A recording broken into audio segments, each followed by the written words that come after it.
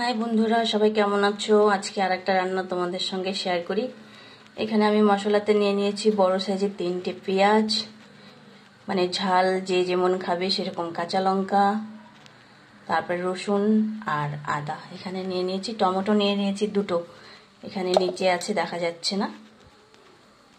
তো এই তো এখানে আমি টমেটো নিয়ে নিয়েছি 2টো, সব এখন বেটে নেব। তো এই দেখো আমার মশলাটা এখানে বাটা হয়ে গেছে, বেটে নিয়েছি। আর এখানে আমি 100 গ্রামের মতো সয়াবিন নিয়েছি। আমি এই সয়াবিনটা নিয়েছি, তোমরা চাইলে যে কোনো নিতে পারো। আর সত্যি বলতে গেলে এই মানে রেসিপিটাতে না তোমার হচ্ছে ভালো লাগে, বড় সয়াবিনটা খেতে ভালো লাগে। তো এখানে আমি মশলা যা যা দিচ্ছি তোমাদের দেখাই।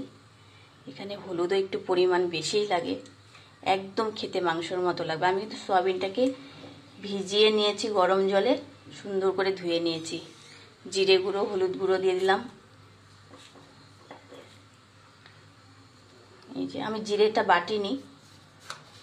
নুন এখানে আমি পরিমাণ মতো দিয়ে দিলাম। তোমরা চাইলে এখানে আলু আগেই ফ্রাই করে তারপরে দিতে পারো, কাঁচা তো দেওয়া যাবে না, ফ্রাই করে দিতে পারো। আর এখানে আমি কিছুটা লঙ্কার গুঁড়ো দিয়ে দিলাম, লঙ্কা বেটে দিয়েছি তবুও দিয়ে দিলাম। এখানে দিয়ে দিলাম আমি অল্প পরিমাণে মিট মশলা। এখানে আমি এখন মশলা দিয়ে দিলাম। মশলাটা আমি খুব মানে মিহি করে বাটিনি, ঠিক ঠিক বেটেছি। টমেটো দিয়ে দিয়েছি 2টো, আর এখানে কাঁচা তেল, একটু বেশি তেল লাগে এটার মধ্যে। তেল দিয়ে দিলাম, গ্যাসটাকে জ্বালিয়ে দিয়েছি। সুন্দর করে মেখে নিতে হয়, তো আমি মাখলাম না, এটাকে নাড়াচাড়া করব।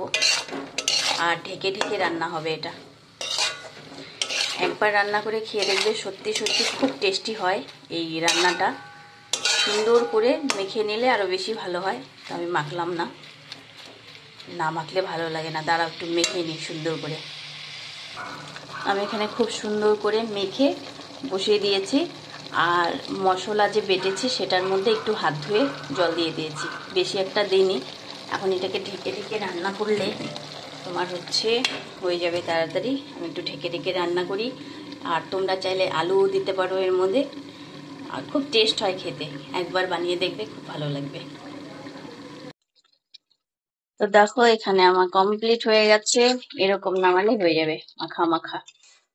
কে এরকম খেতে ভালোবাসো, খুব টেস্ট হয়েছে খেতে। সবাইকে টাটা, বাই বাই।